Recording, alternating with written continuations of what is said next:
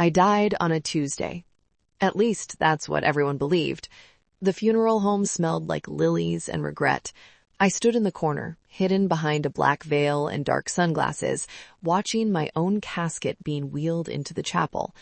My hands trembled as I clutched a worn handkerchief, not because I was mourning myself, but because I was about to discover the truth about the people I had loved my entire life.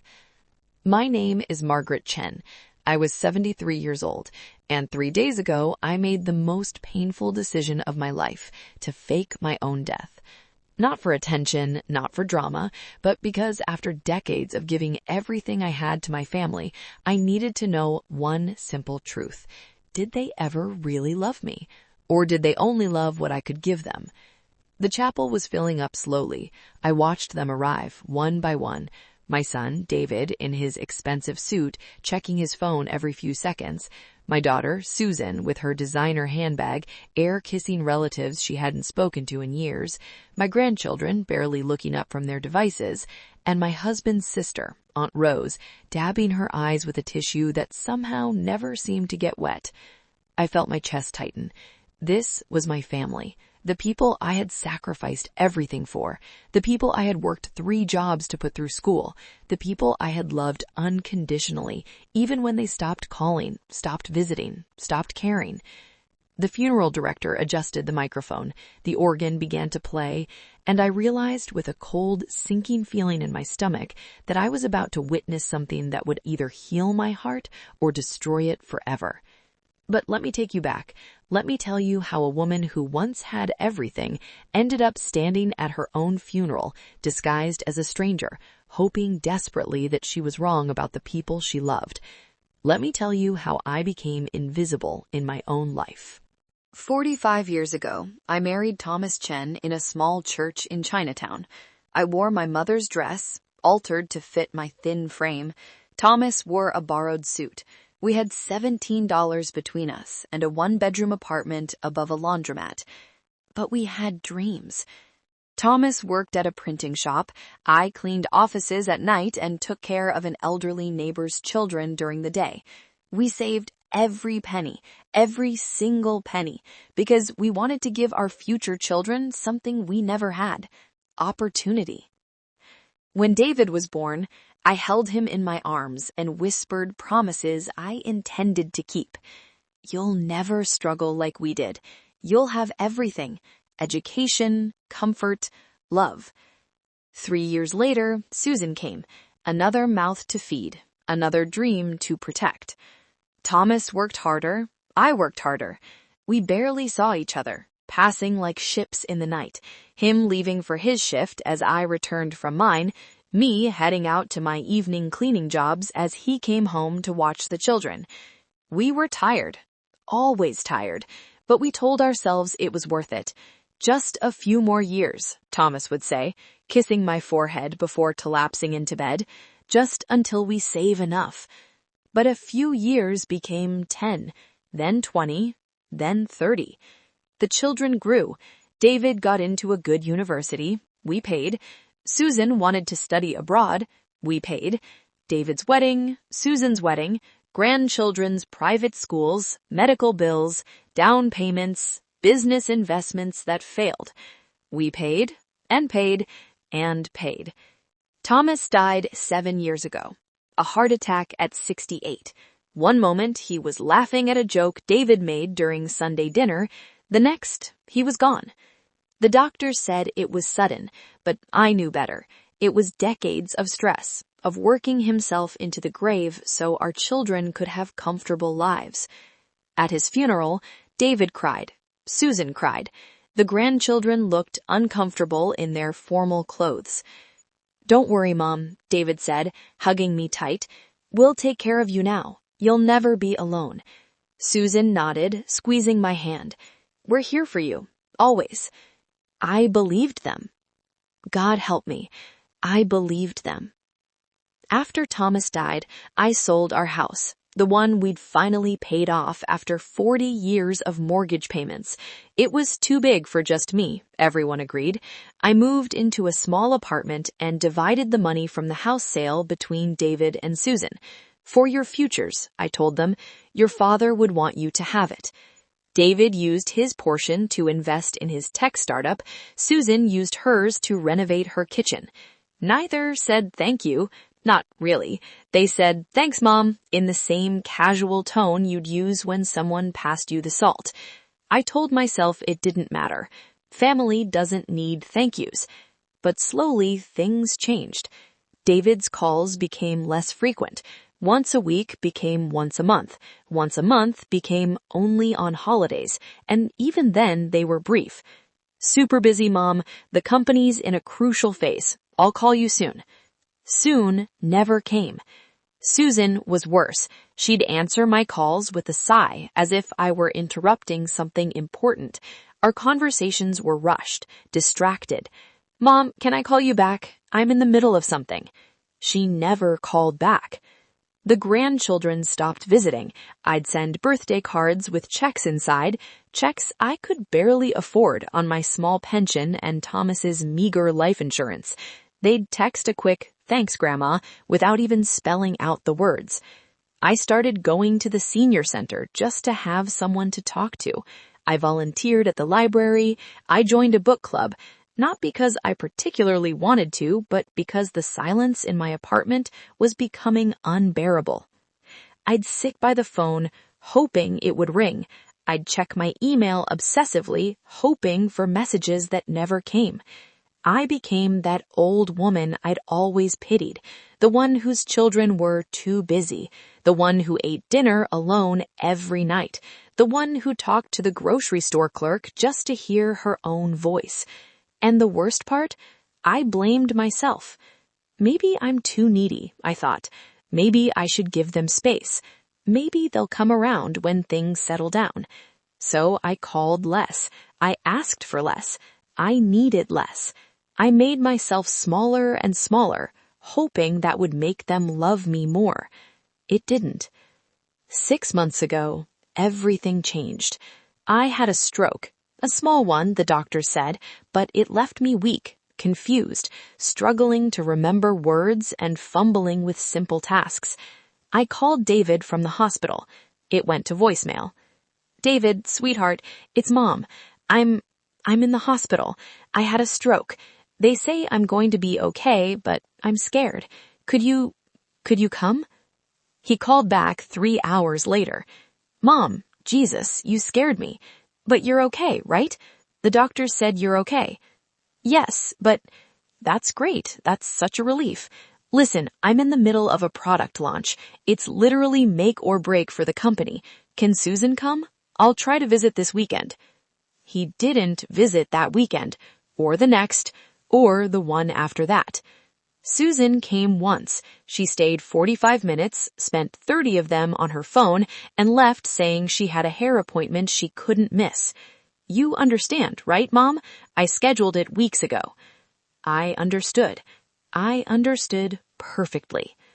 When I was discharged, a social worker asked if I had family support at home. Oh yes, I lied. My children are very attentive. She looked at me with kind, knowing eyes. She'd heard that lie before. I went home to my empty apartment. I struggled to open jars. I forgot to take my medications. I fell once getting out of the bathtub and lay on the cold tile floor for 20 minutes before I could get up. I didn't call anyone. What was the point? That's when the idea started forming, quietly, in the back of my mind, like a seed planted in dark soil. What if they thought I was gone? What would they say? What would they do? Would they feel guilty? Would they cry real tears? Would they suddenly remember all the sacrifices I made? Or would they just go through the motions, playing the role of grieving children while secretly feeling relieved that the obligation was over? I needed to know. Because if I didn't know, if I died for real without knowing, I would die with a broken heart and no answers. So I started planning. Planning your own fake death was harder than you'd think. I couldn't just disappear. There would be questions, investigations, missing person reports. I needed a body, or at least the official documentation of a death. I started with research. Hours at the library computer, learning about death certificates, funeral procedures, legal requirements. I felt like a criminal. Maybe I was. Then I met Harold. Harold was a retired funeral director I'd known from the senior center. He was in his 80s, sharp as a tack, with a mischievous glint in his eye that suggested he'd bent a few rules in his time. Over tea one afternoon, I told him everything. I expected judgment. I got understanding. "Margaret," he said slowly, stirring his tea, "what you're describing is illegal. It's fraud. You could go to jail." "I know. And it's elaborate. You'd need fake medical records, a death certificate, a body for the viewing, or at least a closed casket with a good excuse." "I know." He studied me for a long moment. "Why?" So I told him about Thomas, about the sacrifices, about the slow, painful realization that my children saw me as an ATM with a heartbeat, about the stroke they barely acknowledged, about the loneliness that was eating me alive. When I finished, Harold was quiet. Then he said something I'll never forget. "The saddest funerals I ever directed were for people whose families only showed up because it would look bad if they didn't. You could see it in their eyes. Relief, not grief. They were already spending the inheritance in their heads while I was eulogizing." He paused. "You want to know if you're one of those people?" "Yes." He nodded slowly. "I can help. But Margaret, promise me something. If what you discover breaks your heart, you won't let it destroy you. You'll take that knowledge and build a new life, a real one. Promise?" I promised. Over the next month, Harold and I crafted the plan. We'd stage my death as happening at a remote retreat center where I'd supposedly gone to recover from my stroke. Harold had connections there. The owner owed him a favor from decades ago. The retreat center would file the death certificate claiming natural causes. Harold would handle the funeral arrangements. The casket would be closed, with the excuse that I'd requested it. "But what about the body?" I asked. "Don't they need to see a body?" "Not if the cremation has already been arranged," Harold explained. "We'll say you had a sudden cardiac event at the retreat, and per your written wishes, you were cremated there immediately. The funeral will be a memorial service with the urn. No one will question it. It happens all the time." "But I'll need to disappear," I said. "Really disappear. Where will I go?" Harold smiled. "I have a sister in Oregon. She runs a small inn in a coastal town. You can stay there as long as you need. New name, new life. After the funeral, after you've seen what you need to see, you can decide what's next." It felt insane. It felt wrong. It felt necessary. I withdrew cash in small amounts over several weeks. I packed a bag with clothes and essentials. I wrote letters to be opened only if I decided not to come back. And I made one more decision.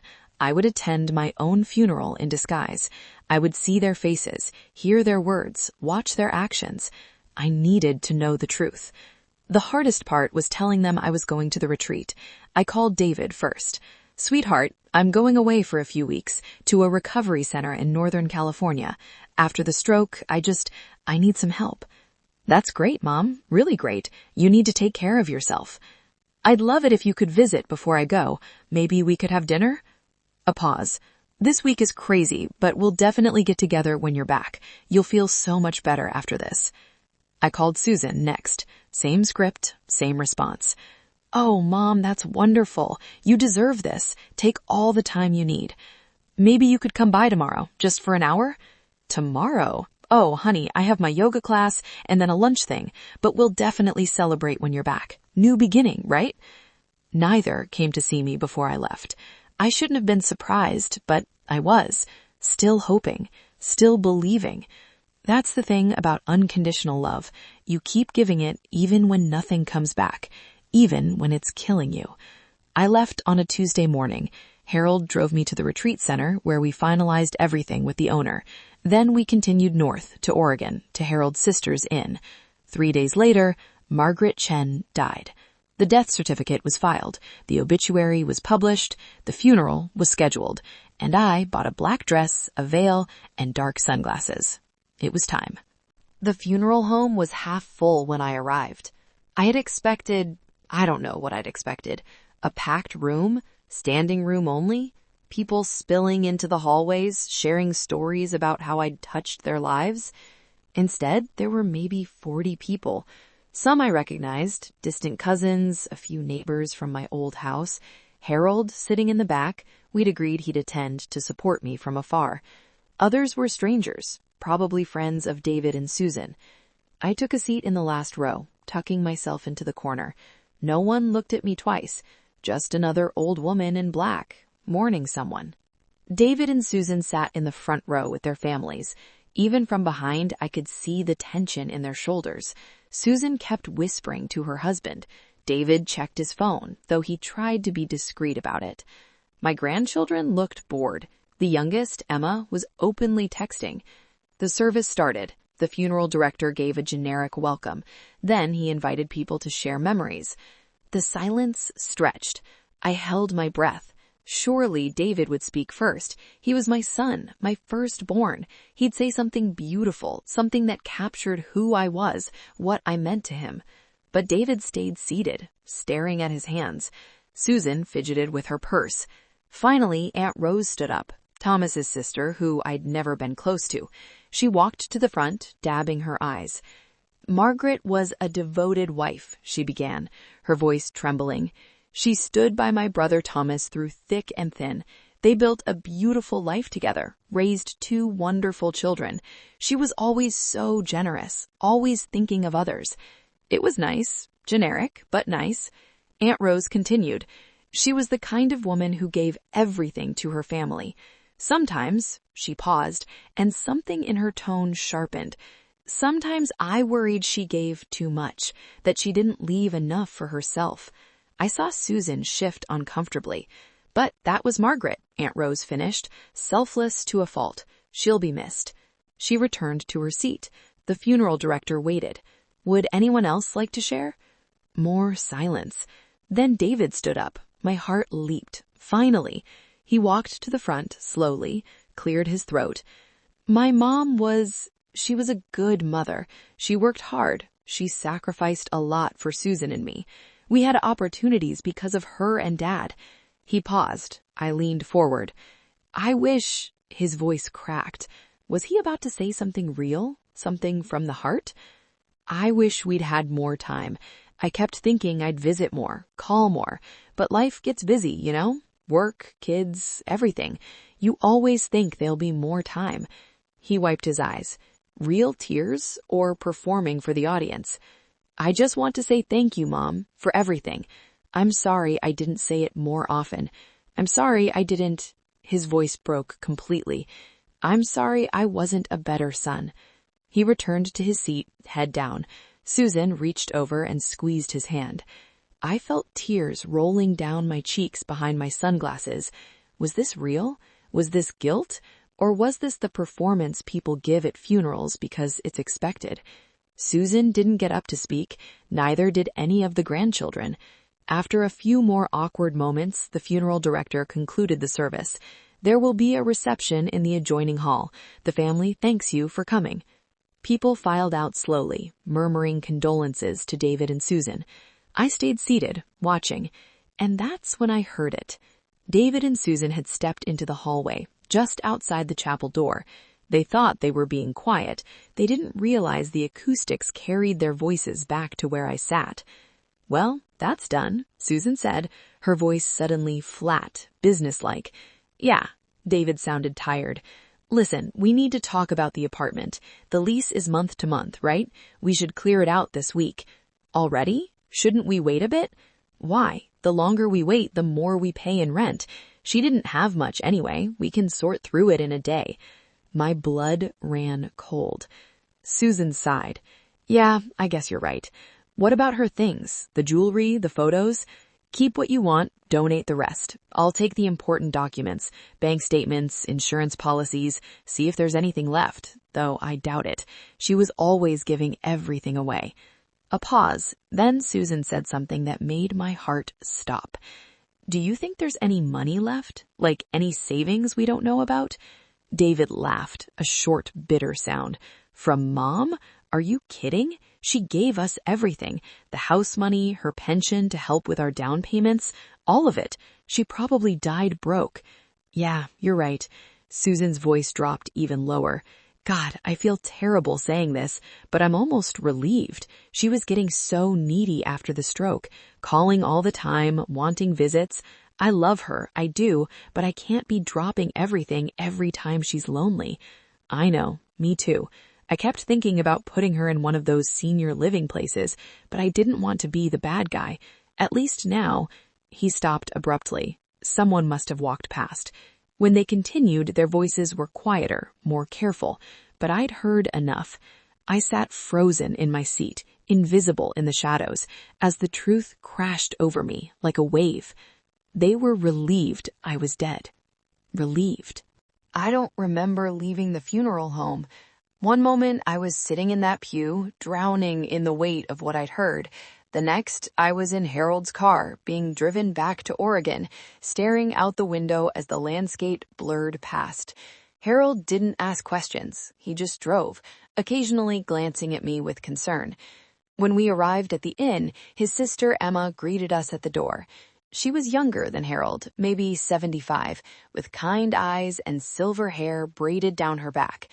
"Come in, dear," she said softly, taking my arm. "You look like you've seen a ghost." I almost laughed at the irony. I was the ghost. She led me to a room overlooking the ocean, simple, clean, peaceful. Through the window, I could see waves crashing against rocks, endless and indifferent. "Rest," Emma said. "There's tea in the kitchen whenever you want it, and I'm here if you need to talk." I nodded, not trusting my voice. When she left, I sat on the edge of the bed and let it all pour out. Silent, heaving sobs that came from somewhere deep in my chest. Tears for Thomas, who worked himself to death for children who couldn't wait to go through our things. Tears for myself, for the years I'd spent making myself smaller, hoping it would make them love me.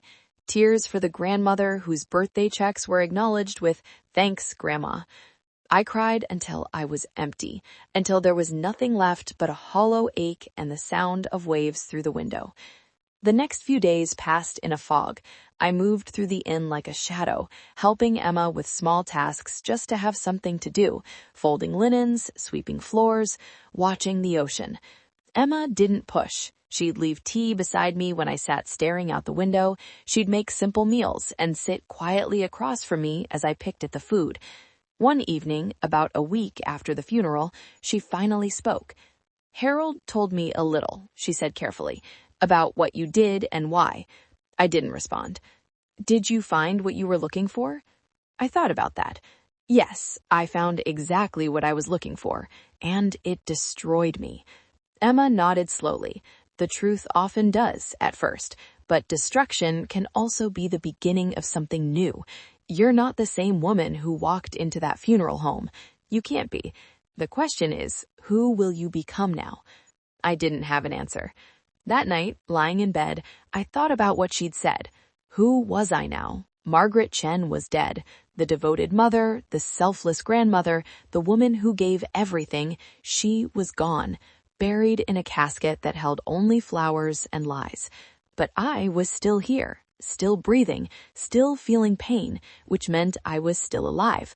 So who was I? I got up and walked to the mirror. Even in the dim light, I barely recognized the woman staring back. She looked older than 73, tired, broken, but also unburdened. For the first time in decades, I had nothing to give, no one to please, no one to sacrifice for, no one to disappoint. It was terrifying. It was also freeing. The days turned into weeks. I started taking walks along the beach, at first just short ones, to the end of the property and back, then longer, down to the tide pools, up to the lighthouse, miles of sand and stone and salt air. I'd watch the waves, how they kept coming no matter what, how they shaped the rocks over time, patient and relentless, how they were simultaneously destructive and creative, taking away and leaving behind. I started talking to Emma more, about everything, about Thomas and our early years, about David and Susan as children, how sweet they were, how full of dreams, about the slow erosion of our relationship, so gradual I didn't notice until it was too late. "Do you think they ever loved me?" I asked her one afternoon as we shelled peas on the porch. She was quiet for a moment. I think they loved you the way children love their parents, assuming you'll always be there, always forgive them, always understand. It's a selfish love, a child's love. Most people never grow beyond that. But they're not children anymore. They're in their 40s. Physically, yes. Emotionally, she shrugged. You made it too easy for them, Margaret. You never asked them to grow up, to reciprocate, to see you as a whole person with needs of your own. You taught them that your role was to give and theirs was to take. The words stung because they were true. I thought that's what good mothers did, I whispered. Good mothers also teach their children how to love, how to give back, how to be grateful. You loved them so much that you forgot to teach them how to love you. I thought about that for a long time. One morning, about 6 weeks after my death, I woke up and realized something had shifted. The pain was still there, but it had changed. It was no longer sharp and overwhelming. It was duller, more manageable, a scar instead of an open wound. I made myself tea and sat on the porch watching the sunrise paint the ocean in shades of pink and gold. For the first time since the funeral, I thought about the future. I was legally dead. Margaret Chen no longer existed. In a strange way, this gave me a blank slate. I could be anyone, go anywhere, do anything. But what did I want? The question felt enormous. For 73 years, my wants had been tied to other people. I wanted Thomas to be happy. I wanted the children to have opportunities. I wanted the grandchildren to succeed. I wanted, desperately, to be loved. But what did I want for myself, independent of anyone else? I didn't know. I'd never asked. Emma found me there an hour later, still staring at the ocean. "Penny for your thoughts?" she asked, sitting beside me. I'm trying to figure out what I want, and I realize I have no idea. Isn't that pathetic? I'm 73 years old, and I don't know what I want. That's not pathetic, Emma said gently. That's a beginning. I stayed at that hospital for 3 days. As Mary Clark, I became a quiet presence, bringing coffee, sitting with Susan during the long hours, listening to Aunt Rose's stories about Thomas, playing simple games with the grandchildren to distract them. And I watched, carefully, constantly. I watched Susan call her job and quit, not take a leave, quit. "My family needs me," she told her boss firmly. "That's more important than anything else right now." I watched David's oldest son, Marcus, sit by his father's bedside reading aloud from books David had read to him as a child. "You always said stories could heal anything, Dad," Marcus whispered, "so I'm going to read until you wake up." I watched Susan's daughter Emma, the one who'd been texting through my funeral, organize a meal train for the family, reaching out to friends and neighbors with a maturity I didn't know she possessed. I watched them grow up right before my eyes, not because I was there, but because I wasn't. On the third day, David woke up. I wasn't in the room when it happened, but I heard Susan's cry of relief from down the hallway. The family rushed in. I stayed back, watching through the window as they surrounded him, crying and laughing and holding his hands. Later that evening, after visiting hours ended, Susan found me in the cafeteria. "Mary," she said, sitting down across from me, "David wants to meet you. I told him about you, about how you knew Mom. He wants to thank you for being here." My heart stopped. "Oh, I don't want to intrude. Please, it would mean a lot to him, to all of us." How could I say no? We walked back to the ICU. David was propped up in bed, pale and weak, but alive. He smiled when he saw me. "You're Mary," he said, his voice hoarse. "Susan says you knew my mom." I nodded, not trusting my voice. "Thank you for being here for my sister, for my family." He paused, swallowing with difficulty. "Can I ask you something?" "Of course." "What was she like, my mom, at the senior center? Was she happy?" The question hit me like a physical blow. I saw Susan tense, waiting for my answer. Behind them, through the window, I could see Aunt Rose watching. I could lie. I could tell them what they wanted to hear, that yes, Margaret was happy, fulfilled, content in her final months. But I'd spent 2 months learning to be honest, learning to value truth over comfort. No, I said softly. She wasn't happy. David closed his eyes. Susan made a small, wounded sound. She was lonely, I continued, my voice steady despite the tears building behind it. She talked about her children constantly, about how proud she was of you both, about all the sacrifices she and your father made so you could have better lives. I paused, but she was also confused. She didn't understand why you stopped calling, why visits became so rare. She blamed herself, thought maybe she was too needy, too much, so she tried to be less, to need less, to disappear into the background of your lives. Oh, God, Susan whispered. I showed you pictures, I said, reaching into my purse. I'd brought my own photo album, the one I'd carried with me to Oregon. She kept them in her purse always. You, David, at your college graduation, Susan at your wedding, the grandchildren at every age. She'd show them to anyone who'd listen. I handed the album to David. His hands shook as he opened it. She loved you, I said, and my voice finally broke. She loved you so much that it consumed her.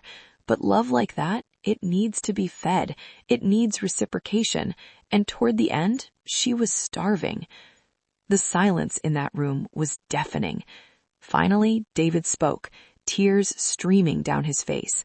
The last time she called me, I let it go to voicemail. She said she was going to that retreat center. She said she wanted to see me before she left. And his voice shattered. I said I was too busy, that we'd get together when she got back. He looked at me with raw anguish. She died thinking I was too busy for her. And the worst part? I was busy, but not too busy. I prioritized everything else. The company, meetings, calls that could have waited. I chose all of that over my own mother. We both did, Susan said, sitting on the edge of his bed.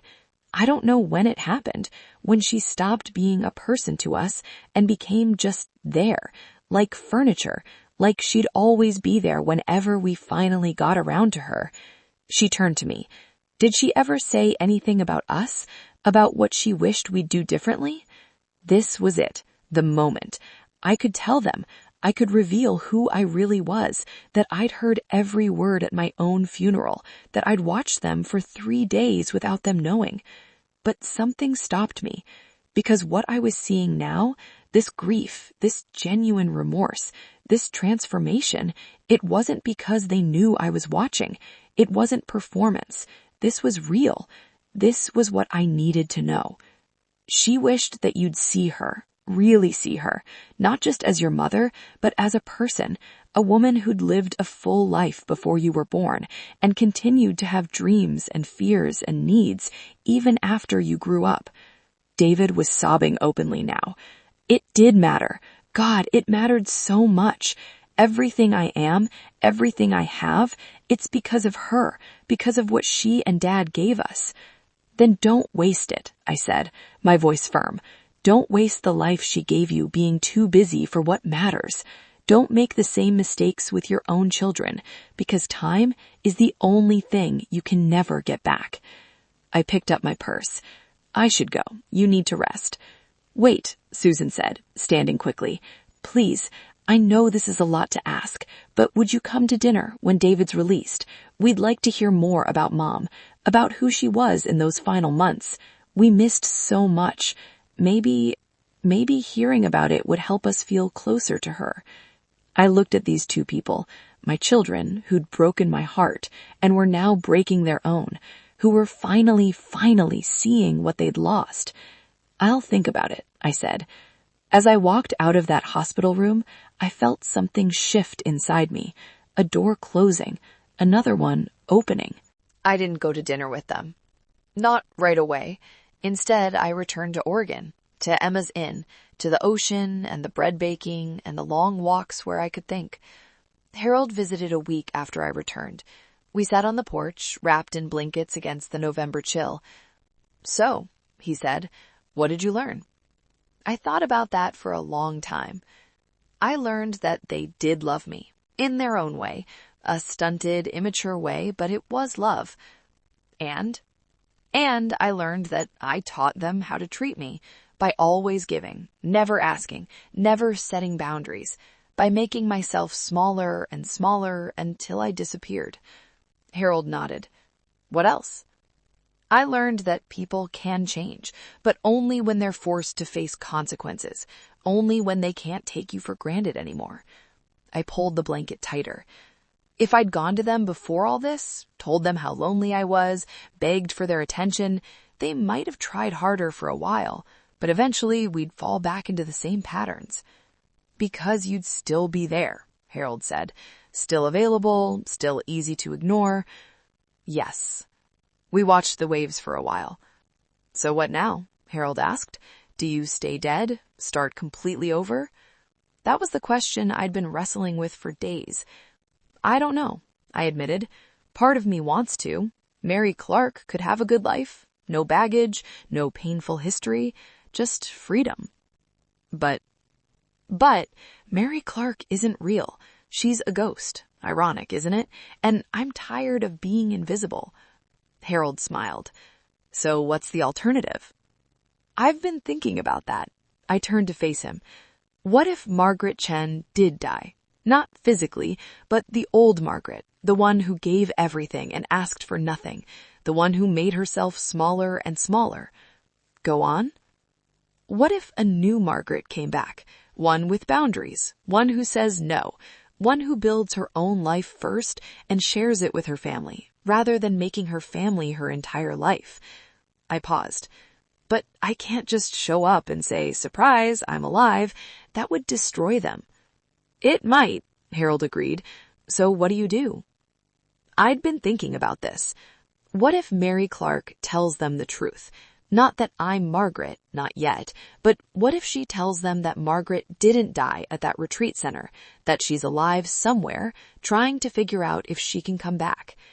Harold's eyebrows rose. That's elaborate. But it gives them a choice. If they want her back, if they're willing to do the work to rebuild the relationship, they can. But it can't be on the old terms. It has to be different. And if they don't want to do the work? Then Margaret stays dead, and I build a life as someone else. Either way, I get to choose based on truth, not hope. Harold was quiet for a long moment. Then he laughed, a deep, genuine sound. Margaret Chen, you are something else. Most people fake their death for insurance money or to run away from problems. You faked yours to run toward truth. Crazy, right? Crazy like a fox. He stood up, stretching. So when do you tell them? Soon. But first, I need to figure out what my boundaries are, what I need from them, what I'm willing to give. Because if I don't know that, we'll just fall back into the old patterns. I spent another month at the inn, writing, thinking, making lists of what I wanted my life to look like. I wanted weekly phone calls, not just when they needed something. I wanted to be invited to family dinners, holidays, birthdays, as a guest, not just the cook. I wanted them to ask about my life, my interests, my feelings. I wanted to be seen. I also wrote letters, long ones, to David, to Susan, to each grandchild. Not to mail, not yet, but to clarify my own thoughts. And I made peace with something important. If they couldn't meet me halfway, that was okay. It would hurt, but I would survive, because I'd already survived the worst, their indifference when I was invisible. I could survive their rejection now that I was visible. In mid-December, I called Susan, as Mary Clark. Mary, she sounded genuinely happy to hear from me. How are you? Where are you? I'm in Oregon. Susan, I need to tell you something about your mother. A pause. Okay? She's alive. What? What do you mean she's alive? She died. We had a funeral. The death certificate was fake, I said gently. Susan, your mother faked her death. That's insane. Why would she? Oh God, because of us, because of how we treated her. Yes. More silence. Then, where is she? I can't tell you that yet. She asked me to reach out to you and David, to tell them that she's okay, she's safe, and she's trying to decide if she wants to come back. If she wants to? Susan started crying. Of course we want her back. We need her. Please, Mary, please tell me where she is. It's not about what you want, Susan. It's about what she needs. And right now, she needs to know that if she comes back, things will be different, that you won't go back to taking her for granted the moment the crisis is over. We won't. I swear we won't. David's been seeing a therapist. We both have. We're working through... She stopped. Is she listening? Is she there with you? I can't answer that. Mom, if you're listening, please, please come home. We're so sorry. We love you. We need a chance to show you that we've changed. My heart clenched, but I stayed strong. Write her a letter, I said. You and David, both. Tell her what you're willing to do differently, what you're willing to commit to. Not just sorry, concrete changes. Mail them to me. I gave her a P.O. box Harold had set up. She'll read them, and then she'll decide. When will we hear back? When she's ready. But Susan, don't wait for her permission to change. Start now. Start living like you understand how precious time is. Because whether she comes back or not, that's the lesson you need to learn. The letters arrived 2 weeks later. David's was 5 pages, handwritten. He talked about therapy, about recognizing patterns from his childhood where work had always come first, watching his father prioritize jobs over family, internalizing that as normal. He talked about the company he was building and how it had consumed him because he'd tied his worth to his success, just like he'd seen his parents do. But he also talked about the heart attack, about lying in that hospital bed, realizing that not one client, not one investor, not one business deal would be at his funeral truly mourning him. Only family would. And he'd ignored family for people who didn't actually care about him. He made concrete promises. Weekly dinners, no phones, monthly one-on-one time with his mother, doing something she chose, family therapy if she wanted it. And most importantly, I want to know you, Mom, not just as my mother, but as Margaret, as the person you were before we were born, and the person you still are. I want to know your dreams, your fears, what makes you laugh, what keeps you up at night. I want to know you the way you've always known me. Susan's letter was shorter, but equally powerful. She wrote about the 2 months since the funeral, about how she'd quit her job and spent more time with her own children, about how she'd been doing to them exactly what she'd done to her mother, being physically present but emotionally absent, always distracted, always busy. I'm breaking the cycle, she wrote. I'm teaching my kids that people matter more than plans, that family matters more than appearance, that love requires action, not just feelings. She promised visits, real ones, where she'd stay a while and actually talk, where she'd ask questions and listen to answers, where she'd treat her mother like a friend, not just a parent. Both letters ended the same way. We love you. Please come home. But if you don't, we understand, and we'll spend the rest of our lives being better people because of everything you taught us. I read those letters 3 times. Then I cried. Then I read them again. They weren't perfect. They couldn't undo years of neglect, but they were real. They were growth. They were a beginning. I came back 2 weeks before Christmas. Not dramatically, no big reveal. I simply called Susan and said, "It's me." She knew my voice immediately. She sobbed so hard she couldn't speak. I heard David in the background. "What? What's wrong? Is it Mary? Is there news about?" "It's her," Susan managed. "David, it's her. It's Mom." What followed was chaos. Questions, tears, disbelief, more tears. When everyone finally calmed down enough to think, we arranged to meet. Neutral territory. A park. In public. Where I'd feel safe. I saw them before they saw me. David had lost weight. Susan looked older, but in a good way. More grounded, more present. They stood together, holding hands like they were bracing for impact. When I stepped out from behind the tree line, they froze. "Hi," I said simply. Susan ran to me first. She hugged me so tight I couldn't breathe, crying into my shoulder like a child. David followed, wrapping his arms around both of us. "I'm sorry," Susan kept saying. "I'm so sorry, Mom. I'm so sorry." "I know," I said. "I know you are." We moved to a picnic bench. I explained everything. The plan, the funeral, the retreat, what I'd heard, what I'd seen. I didn't spare them. They needed to know. They listened without interrupting. When I finished, David said quietly, "We deserved that. We deserved worse than that." "Maybe," I agreed, "but this isn't about what you deserved. It's about what I needed to know." "And now you know?" Susan asked hesitantly. "Yes. I know you love me. I know you took me for granted. I know you're sorry. And I know that without this, without hitting rock bottom, nothing would have changed." "It has changed," David said urgently. "I promise you, Mom, it has. I've been in therapy twice a week. I've restructured my company so I'm not on call 24/7. I have dinner with my kids every night now. I've been practicing," his voice broke, "practicing being the kind of son who deserves a second chance." Susan nodded. "I've been doing the same. Different choices every day. Showing up. Being present. She pulled out her phone, showed me the screen. "I set a weekly reminder to call you, and then I realized how messed up that is, that I need a reminder. So now I just call 3 times a week. Even though you weren't there to answer, I've been calling, leaving messages, telling you about my day." She pulled out another phone, a different one. "This is yours, your old number.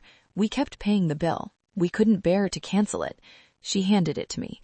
"There are 147 voicemails. From both of us, from the grandchildren, from everyone." I stared at the phone in my hands. "You don't have to listen to them," David said quickly. "That's not why we kept calling. We needed to feel like you were still there, like we hadn't completely destroyed our chance to say the things we should have said when you were alive, when we thought you were alive." I turned the phone on. The voicemail icon was full. Later, back at Emma's Inn, I listened to every single one. The first few were awkward, David and Susan unsure what to say to a dead woman, but as the weeks went on, they became real. They talked about their days, their struggles, their growth. They asked questions they'd never asked before. "Mom, what was it like immigrating here? What were your dreams before you had us? If you could do anything now, what would it be?" They told me things I never knew. Susan was thinking of going back to school. David had started painting again, something he'd loved as a kid but abandoned for practical pursuits. By the end, I was crying again, but different tears, healing tears.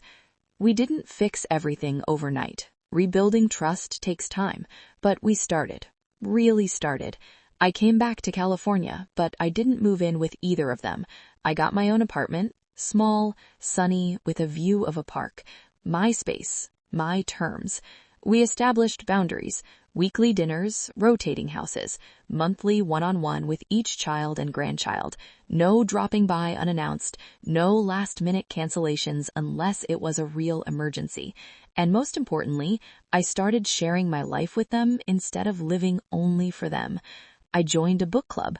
I took an art class. I started volunteering at the library again. And when they asked about my week, I had real things to talk about. My life, my interests, my friends. They listened, really listened, and they shared their lives too. Not just the highlight reel, but the real stuff. The struggles, the doubts, the failures. We became friends, not just family. The grandchildren were the most surprising change. Emma, who'd been glued to her phone at my funeral, started calling every Sunday, not because she had to, but because she wanted to. We'd talk about books, about her dreams of becoming a teacher, about her fears that she wasn't good enough. "Grandma," she said one Sunday, "I'm sorry I was so dismissive before. I didn't see you, but I see you now, and I really like who you are." That might have been the moment that healed me most. Not everything was perfect. Old patterns would creep in sometimes. David would get busy and forget to call. Susan would make plans without checking if I was available first. But the difference was, now they caught themselves. They apologized. They adjusted. And I enforced my boundaries. When David canceled dinner at the last minute for work thing, I didn't say, "That's okay, sweetheart." I said, "I'm disappointed. I had been looking forward to this. Please try to honor our commitments." It felt strange at first, almost rude, but it was also empowering. I was teaching them that I mattered, that my time mattered, that my feelings mattered. And slowly, they learned. 6 months after my return, we held a ceremony. Just family. We went to the cemetery where my ashes were supposedly buried. "We'd like to do this differently," David said. "Instead of mourning who we lost, we want to celebrate who we found." They'd each written something. The grandchildren went first, reading poems about second chances. Susan read an essay about the mother she thought she knew versus the woman she was discovering. David read a letter to his father, promising to honor Thomas's sacrifices by being present in ways Thomas couldn't be. Then it was my turn. I faked my death because I was invisible in life, and I learned that invisibility isn't something that happens to you, it's something you allow, by never asking for what I needed, by accepting crumbs and calling it love, by disappearing piece by piece until there was nothing left.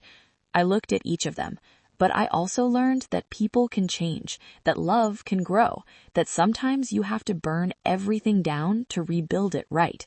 I pulled out a box. Inside were all my old photos, the ones I'd shown Mary Clark at the hospital. These were my life, my memories, my proof that I existed. But I don't need them anymore, because now I'm creating new memories, real ones, with all of you. We buried the box together, not erasing the past, but laying it to rest. Now, 2 years later, I'm 75 years old. I'm healthy. I'm happy. I'm visible. My apartment is filled with art from the classes I take. My calendar is busy. Book club on Tuesdays, volunteering on Wednesdays, family dinner on Fridays, art class on Saturdays. Sundays are mine, for whatever I want. David and I meet for coffee every Thursday morning. We talk about everything. His business, yes, but also philosophy, politics, memories, dreams. He's become one of my best friends. Susan and I take a pottery class together. We're terrible at it, which makes it perfect. We laugh, we talk, we create ugly bowls that we cherish because we made them together. The grandchildren know me now, really know me. Emma came to me when she was struggling with anxiety. Marcus asks my advice about relationships. They see me as a person, not just a grandma. And I've forgiven them, truly. Because holding on to that pain would only make me invisible again, invisible to the joy of what we have now. I think about that day at my funeral sometimes, hearing Susan say she was relieved, hearing David calculate how quickly they could clear out my apartment. It doesn't hurt anymore, not like it did, because those were different people. They've grown. I've grown. But the lesson remains. If you're reading this, if you're listening to this story, and you recognize yourself in David or Susan, it's not too late. Call your parents, visit your grandparents, ask them about their lives, their dreams, their fears. See them as whole people, not just as roles in your life, because time is the only thing you can never get back, and the people who love you won't always be there. And if you recognize yourself in me, if you've been making yourself smaller, giving everything, accepting crumbs, please hear this. You matter.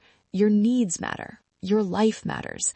You don't have to fake your death to be seen, but you do have to be brave enough to insist on being visible, to set boundaries, to say, this is what I need, and I'm worth it, because you are.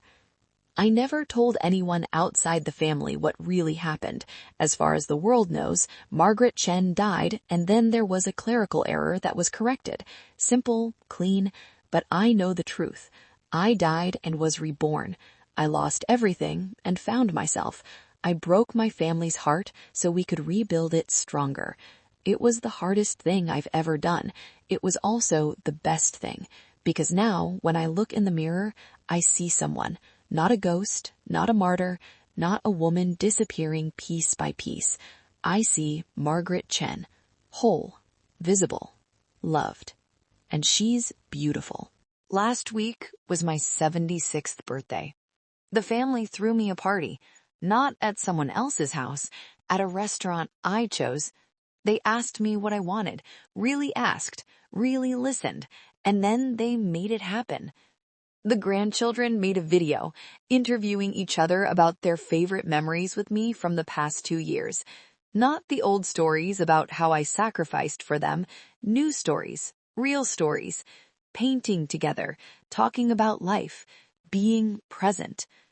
David gave me a painting. He'd been taking lessons, he explained shyly, and this was his first real piece. It showed our Thursday coffee spot, the cafe where we meet every week. Simple, imperfect, beautiful. Thank you, he said, hugging me, for teaching me what actually matters, for giving me a second chance I didn't deserve. You did deserve it, I said. Everyone deserves a chance to grow. Susan's gift was a journal. Inside, she'd written letters to me, one for each month of the past year. Little observations, gratitude, memories. Things she'd wanted to say but forgot, so she wrote them down to give me later. I never want you to wonder again if you matter to me, she said, so I'm documenting it. Proof that I see you, every day. But the best gift was the simplest. At the end of the night, Emma stood up and said, I'd like to propose a toast to Grandma Margaret, who taught us that it's never too late to start over, who showed us that love isn't just giving, it's also receiving, who had the courage to disappear so we could learn to truly see her. She raised her glass.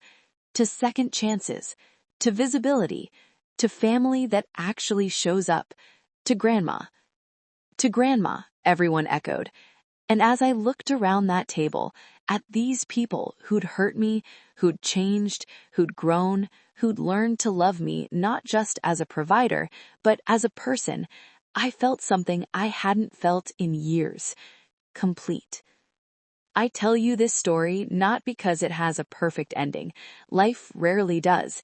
There are still hard days. There are still moments when old patterns try to creep back in. But the difference is, now we catch them, now we communicate, now we try. And that's enough. Because love isn't about perfection, it's about effort. It's about showing up even when it's hard. It's about seeing people, really seeing them, and choosing to make them feel valued. It's about being visible and making others visible too.